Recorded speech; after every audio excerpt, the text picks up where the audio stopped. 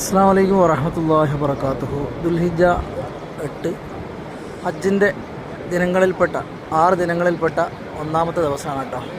ഏതായാലും യൗമു തർവിയ.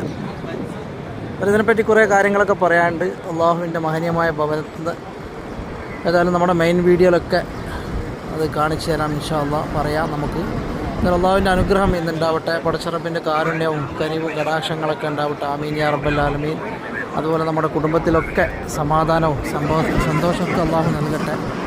അതുപോലെ ഈ ഹജ്ജിൻ്റെ ദിനരാത്രങ്ങളിൽ കൂടി പോകുമ്പോൾ പടച്ചവൻ ഒരുപാട് അനുഗ്രഹങ്ങൾ നമ്മളിൽ അള്ളാഹു നൽകട്ടെ. അതുപോലെ നമ്മുടെ നാട്ടിൽ നിന്നൊക്കെ വന്ന ഹാജിമാർക്കൊക്കെ അള്ളാഹു സുഖകരമായ ഹജ്ജ് നൽകട്ടെ. അതുപോലെ എല്ലാവരുടെ മുറാദുകളും അള്ളാഹു ആസനായി കൊടുക്കട്ടെ. ആമീൻ യാ റബ്ബൽ ആലമീൻ. നല്ലൊരു സൂര്യോദയമൊക്കെ ഇങ്ങനെ വരുന്നുണ്ട്. സമയം ഏകദേശം പരിശുദ്ധമായ ഹറമിൽ കണ്ടോ 5:35 കേട്ടോ. എന്തായാലും ഇന്ന് ജൂൺ 4